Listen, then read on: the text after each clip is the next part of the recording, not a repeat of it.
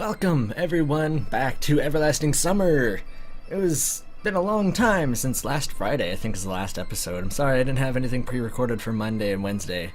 We might be getting to the end of this today. It says day 7 rather than epilogue, so yeah. Let's just get into it. I was kind of puzzled myself as to why I was so calm talking to this mysterious pioneer. Well, here it is.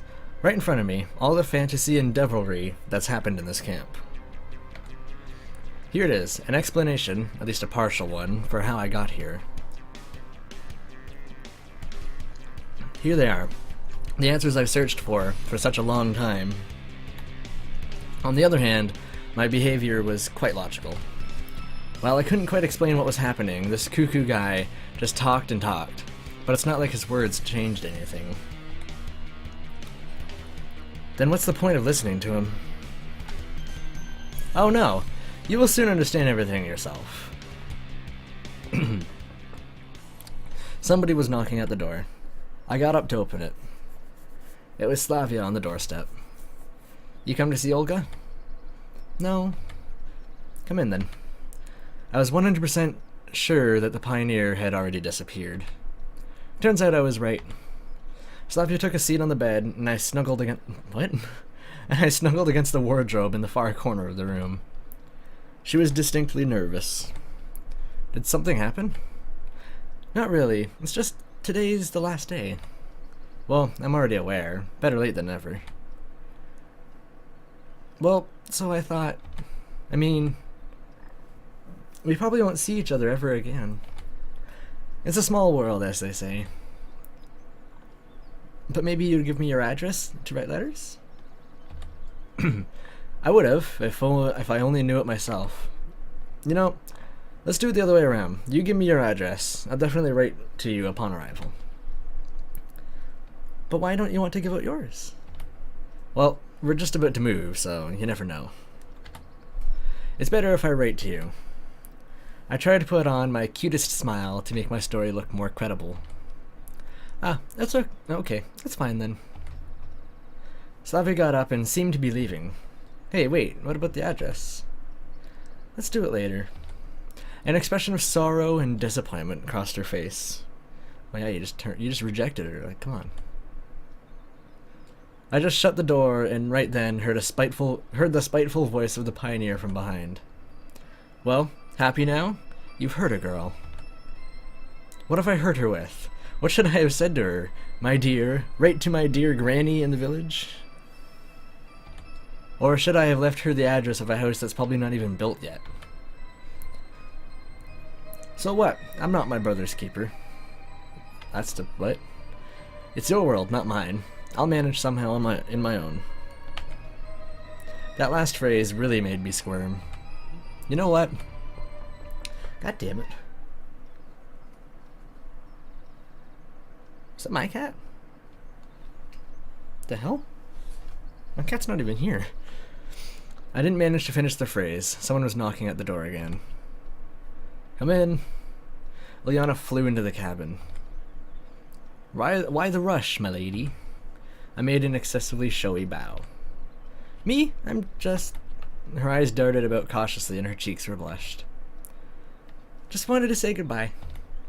There'll be time for that anyway. After all, we'll be going on the same bus. Yeah, you're right. But it's kind of embarrassing in front of everybody. So I guess in this road I've like gotten all the girls at once or something? Oh, so is there something there is something that you can be embarrassed by? I laughed. She pouted. I just wanted to tell you that you're a douche, really. In fact, you're almost a cool guy. Aw. Her words astonished me. Well, thanks? You're good to hang out with, too.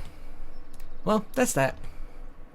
She rushed outside, slamming the door loudly. Hey, didn't expect that from her? Did you? I had nothing to do with that, I told you. Really looks like you knew what she will say. Maybe I did. Maybe not. You just came here to mock me? I started to lose my temper. That idea had also crossed my mind. Then why the hell are you hanging around here? If I ever need a man to comment on all my actions, I'll hire a professional psychologist. 1 second. Hi. How are you? This is my cat. She's come to bug me. Hey, you're fine. You think that after all this time I don't qualify as one? My estimation is that after all the time here, you've definitely gone bananas. All psychologists are freaks. Yes, but not all freaks are psychologists. He laughed out loud. A sense of humor, how encouraging. Frankly, your jokes are fairly lame. Who are you laughing at? Yourself. Listen, if you've got nothing to do in your own world, go and bug that second one. And have you got nothing to do in your world? The pioneer sharply countered. You know, I'll find out what to do. I'll pack up my things, leave this camp. And then what? Then what? Like I know. I've never been in such a situation before, believe it or not. It's just that you've forgotten that you won't be able to leave the camp. Yeah, he was right on this matter. Probably. Just because you failed to do so, that doesn't mean I will fail too. You're the boss. Oh my god. There was a knocking at the door, so quiet that I barely heard it. Probably Lena then. Damn, who else is it? I hissed under my breath and shouted, "Come in!" But the door didn't open, so I pulled the handle myself. Lena was on the doorstep. Looks like I really scared her. Oh, I'm sorry. I didn't mean to. You came to see Olga? No, she said, staring at the ground. So, what is it then? What did Lena want from me? Come in. She came in and hesitated in the middle of the room. Want to take a seat? I pointed at one of the beds. Lena hesitated a bit more, but nevertheless took a seat. Did something happen? Not at all. It's just... She threw a quick glance at me, but blushed at once and looked away. Here. Lena took something out of her pocket and handed it to me. I was stunned. It was my phone. But where did you get it from? I found it in the forest. Okay, but why do you think it's mine? Some boy told me so. You ever seen him before? I don't know. I couldn't see his face, but he was dressed in a pioneer uniform. Everything was clear at once. And don't you wonder what it is? I looked at the screen. There was still some battery left. Therefore, the cell phone shouldn't just look like a piece of plastic to Lena. I don't know. Some kind of game? Yeah, you're right. I quickly opened Snake in the menu and handed the phone to her. Here you go. A keepsake. Oh, what are you doing? I can't. Lena waved her hands at me. Take it. I have loads of these at home. She resisted a bit more, but finally she took the device. And what do I do with it? Press the keys to move left and right. You've got to eat these pellets and keep from hitting your own tail. Wow, so interesting. She smiled. Thank you. And yet I have nothing for you. It's so embarrassing. I don't need anything, thanks. No, that's not good, she said with a voice that sounded more confident than usual. It's the last day today, after all. Yeah. I hope we'll meet again. I think we will. Then I have a present for you. And what is it? Close your eyes. I did so. I promise that you won't open them until I tell you. I don't know what's happening to her voice. It's been almost like a week and a half since I've had to record any of this, so... The only voice I'm getting right is Semyon's, because that's my voice. No, you have to promise. Alright, I promise. In a moment, I felt a light kiss on my cheek. I was really eager to open my eyes, but I promised. Open. The room was empty. What a girl. The only thing I managed to say. So, how does it feel, stud? I heard malicious laughter from the place where Lena had just been sitting. So that's your new way of pranking me, eh? Using the others? Me? Pranking? God forbid. Indeed, you got a kiss from a sweet girl, thanks to me. On the cheek, but anyway. I really wanted to beat him up at that moment, but I wasn't even sure that he's a physical being here. I presume that this prank wasn't your last one, I said, calmer. Who knows? Who knows? Isn't it fun? The pioneer laughed hard. Perhaps Professor Moriarty laughed like that, anticipating the success of his diabolical plan. You're certainly having fun, but I'm not. Relax, dude. There's almost nothing left. And here you go, your second lap. After you do a dozen, you'll earn a pit stop. Although you probably won't need me then. You'll figure out everything yourself. It's not like I need you right now either. Oh, what ingratitude. Just cut it out. If you'd ever. Just shut up already. No understanding. Shut your damned mouth. I can't yell. It's 40 a.m. Early. It's early. I screamed so loud that the walls trembled. The front door suddenly burst open and Elisa came in. Of course she did. Is it just me, or has someone gone completely nutty nuts? She asked with fright. Well, you could say so, I answered angrily. Why are you yelling? 'Cause I want to. I've already realized that the accidental arrival of Elisa was either planned by this pioneer or would be commented on by him in a manner that I'd soon drive a pair of nails into my ears than have to hear. Have you gone psycho or something? Elisa reclined in a bed and Elisa reclined on a bed in a laid-back manner. To what do I owe the honor? I came just for the sake of it, and you're just here screaming. You aren't doing anything just for the sake of it. I've got nothing to do. I packed my stuff. It's boring. Well. If you think that I came to you because... She threw an angry glance at me and turned away. I really shouldn't have come after that. After what? I haven't said a word. Of course, you thought it instead. Oh, so you can read minds now. There's no need to read your mind. It's written all over your face. It was hardly possible to read anything on my face besides fatigue and anger. And what have you read there? That's none of your business. Well, it's not like I'm holding you here. Forget it. I'll go wherever I please. Don't boss me around. Okay, stay here then, for God's sake. Anyway, I liked Elisa's company. I liked Elisa's company much more than the Pioneers. There we go. What did they call this? Like Renglish? Like Russian English kind of derpy translations. I laid back and closed my eyes. It took Elisa a few minutes to break the silence. You really don't want to tell me anything? For example? Today's the last day, after all. So, you're happy? Well... She babbled uncertainly. Everyone's leaving. Good riddance. And that's all? You need something else? Didn't you like it here? Her voice sounded unusual. I've seen better places. Damn, you're so dumb that speaking to you is a complete waste of time. She got up and headed to the exit. Yep, good luck to you too. Elisa turned to me. Her face was writhing with anger. Writhing? I think it's writhing. Couldn't you at least have said that you'll miss me? Sure I will. Wimp. She slammed the door loudly. I was about to say, that was pretty damn quiet, to be honest. Stupid. Elisa didn't hear my last line, of course. What a wayward chick, huh?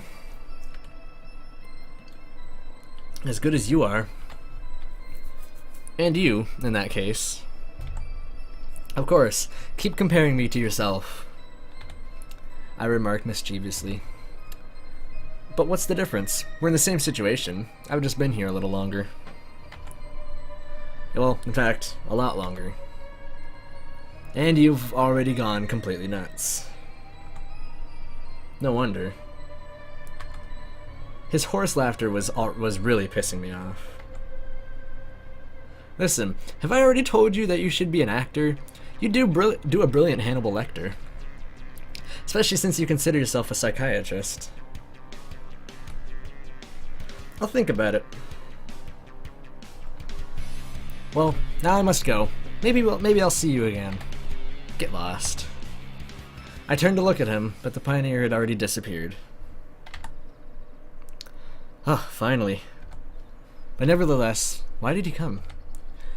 It might be the case that me, him, and others like us are the only real people around here, but I desperately didn't want to believe that. All his speech seemed like some sort of a complex game. Like he's trying to give me one hint after another, after another, trying to lead me to something, enabling me to discover some kind of devious plot. Too bad he's not really successful at that, because I'm out of ideas. Time dragged on deceitfully slowly, but it's 5 p.m. already. It's common during the summer. If one counts the seconds and minutes, it appears that even a single hour would never end. But if one thinks of anything else, then the whole day flies by quickly. I decided to start packing. They could leave without me. I quickly took all my winter stuff and shoved it into a bag. I was almost about to jump onto the bed again, but the door opened and Olga came in. Oh, I see you've packed already. That's great. Let's go. I got up reluctantly, grabbed my simple luggage, and followed her. I really don't care what will happen next. I had long suspected that nothing was up to me in this world, and recent events had reinforced my complete confidence in this. I might wake up tomorrow in bus 410, or I might not wake up at all. And that's all, folks. It's all that simple. There's no point in staying here. There's nowhere to run. Basically, my only exit is to leave on the bus with everyone else. Go into the unknown. That's all I'd be doing for the last week. Stumbling along a narrow path in pitch black darkness, unsure of where is the beginning and where is the end. We were almost approaching the gates when I heard someone calling my name. There's no need for a comma there. Semyon. Semyon. Olga, excuse me, just a minute. Okay, but make it fast, or we'll leave without you.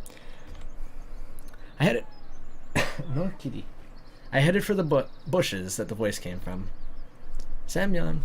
Semyon. Here, Semyon. I waded through the thick greenery and came out onto a forest path. No. Sorry, cat's trying to jump on the computer. She's not allowed on there. The voice seemed to be calling from nowhere.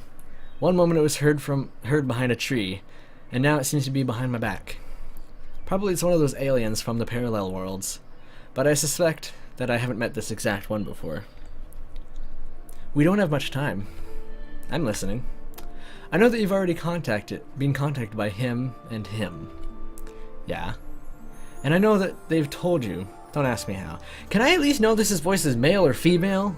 I'm just completely fucking guessing right now. Okay. But you must know one thing. The thing I know. There's more than a dozen of us here. In fact, more than 1,000. But a lot of people got out. I've tried to digest what he's... Okay, it's a he. And it's probably just another Semyon, so... My voice! And phrase the right questions. Then why are you here? I stayed. Why? To help others to find an exit. Wow, how generous. And why should I trust you? You're the third one already. Well, in fact, I'm not even sure that you all aren't just my hallucination. It's not about trust. Then what is it about? It's about the right choice. Consider this camp to be a giant maze. You should take a few right turns to find an exit. Okay, and how do I know which ones are right? You will know. Come with me. Where to? To the second lap.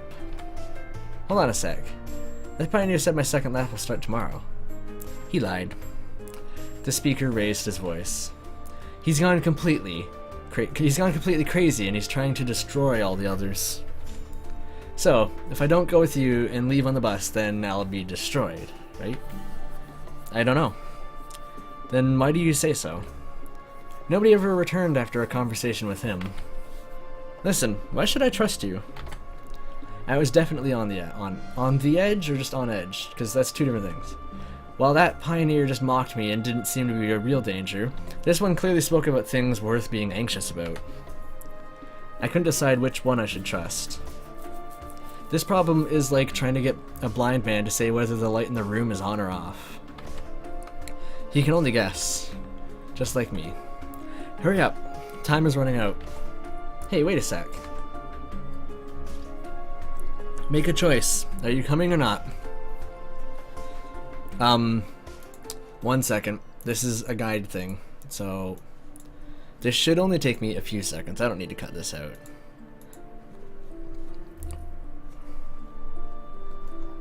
Semyon's route. It says, do not follow the voice is the good end, and follow the voice is the bad end. Can I... No. Can I go back? No. Can I go back? I'm gonna click this, and then I'm gonna, like, go back before it. No, shit. I'm gonna go back, and I'm going to save here.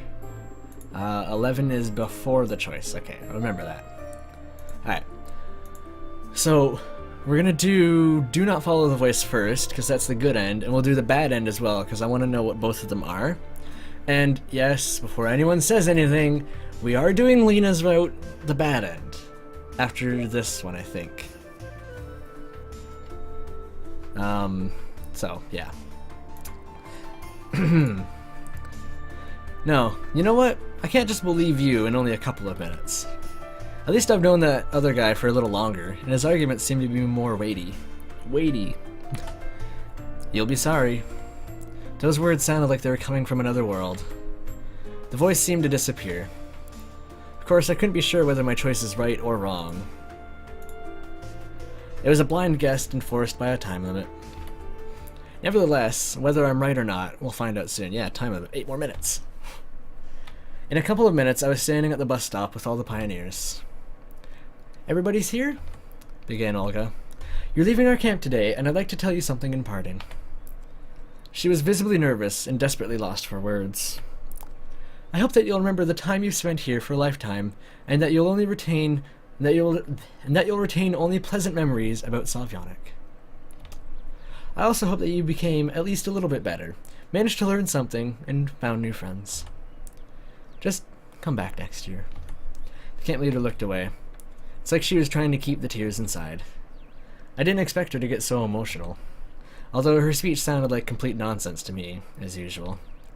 The pioneers started to crowd into the bus, babbling cheerfully. I decided to hold on a little and say a proper goodbye to this camp. All of a sudden, I felt a deep urge to throw a coin. Of course, there's no fountain here, and honestly, I didn't feel like returning, but it's still just a superstition, and I don't believe in them. What's a superstition? I've never heard of this superstition. At least, I never believed in them before. Digging through my pockets, I found only a couple of candy wrappers, a pencil, and a scrap of paper. I held them for a moment, then I squatted, put the paper on the ground, and scribbled a few words. You are here for a reason. Grinning at my stupidity, I threw the scrap under the wheels of the bus and got into the cabin. I found a place in the middle. But the strangest thing was that everyone sat in pairs, and only I was alone. Aww. However, what's the difference now? I'll either disappear, or we'll restart everything in a couple of hours.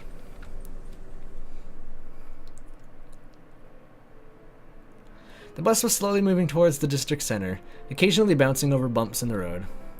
It was impossible to see anything beyond the old windows, in the pitch-black dark of the night. Anyway, I couldn't care less about the surrounding countryside. I just sat and waited for the inevitable. For the first time in a long time, while my head was completely empty. The pioneers around me enjoyed the trip. Ilyana and Elisa were playing cards. Lena was reading a book, and Slavia was sleeping. Miku was trying in vain to start a conversation with Xenia, and Xenia was trying really hard not to start killing people. Electronic and Shurik were crafting something, as always. I was the only one completely ignored by everyone. It might be a slightly far-fetched perception, I got used to the role of being the center of the universe in the camp. I thought that everything revolved around me. Well, that might be so up to a certain degree, but here and now I'm only a foreign object, an out-of-place molecule in the harmonic pattern of a crystal grid. I'm not sure how long we'd spent on the road, but sleep had already started to overcome me. I was desperately fighting Morpheus, trying to stay awake as long as I could. After all, it's quite possible that today is the last day of my life. Then probably it's reasonable to cling as hard as I could to these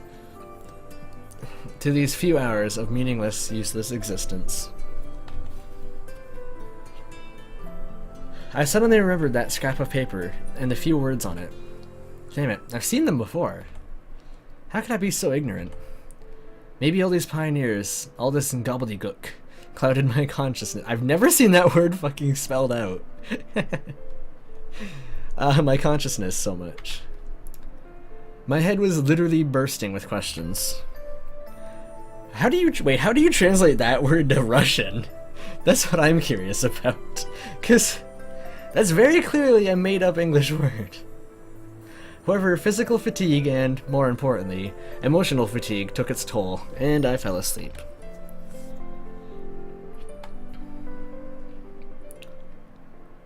What's gonna happen? Day dot. We're at day dot. This is when we wake up. The suspense. A sharp pain throbbed through my entire body. I felt it especially sharply in my temples. Feels like they were ready to shatter into 1,000 little pieces, giving the wind free access to my empty head. Probably I would not have been able to stand even 5 minutes of such torture if I hadn't opened my eyes in time. I was somewhere. It was impossible to tell precisely where. My mind was clouded in mist. My thoughts were confused. The moment between unconscious and conscious states, when you vividly remember your dreams. Whoa. I was going somewhere by bus and was about to doze off when suddenly a girl came up to me and began to speak quickly. I couldn't understand a word, but the girl looked very upset. I failed to understand what she needed from me. Time passed and she kept talking on and on. It was getting really annoying. I wanted to ask her to cut it out, or at least calm down a bit, but I failed. Either because I didn't manage to say anything, or because my words didn't reach her. I couldn't even see her face. I was simply listening and staring. Staring and listening. This sounds like the ending music. This is the theme music. Which I absolutely love. It's so cool. But like, this is the theme music. This is what I always play at like the end. Perhaps it wasn't important for me then. Surely you would not try to remember what a mosquito disturbing your sleep looks like. Surely you wouldn't manage to recall the frequency of its flapping wings, or the inclination of its what? After that. And this and this girl is just one of millions of voices that disturb you from concentrating, from thinking, from falling asleep. The louder her voice grew, the harder it got for me to catch her words. The bus cabin, the seats worn by time, the uneven floor, the rusty ceiling, the cracked glass of the windscreen, everything was floating away, along with her. And then I felt a unique sense of relief. It didn't matter how real the bus and the girl had been. It was nothing but a bug to me. And here I am, hanging in total emptiness and falling inside of a dream. We're in our apartment! Sorry. That was a little loud. Wow, dreams can really be something. Not quite a nightmare, yet definitely not something pleasant. I got up, rubbed my face to get back to reality, gave a loud yawn, and prepared to clean myself up. But I'm gonna end it here. Monday? Monday we I can't speak tonight, Jesus Christ. Monday we will continue this on, probably finish this with the good ending of Semyon's route pretty quickly, and then go back and do the bad ending of Semyon's route. And then by the time we're done that, we'll probably end up, what are we doing? Lena's bad route, that's what it was. Oh god. I've learned something tonight. don't record, especially when you're don't record when you're tipsy, when you've been drinking, especially when you have to read words and that's like the only thing you have to do. That's like the worst thing to do. This is why I was tripping up a lot today. And stuttering a little bit more because I've had just a teensy bit of alcohol in me. But it's vodka, and vodka gets me drunk pretty damn quick, so... Thank you all very much for watching. I am so happy to be back into this, because I'm so excited to finish this game, to find out all the endings, to reach everything. I'm so excited for it, and I look forward to the coming months. Thank you all for watching. I hope you enjoyed it, and I will see you in the next one. Bye-bye.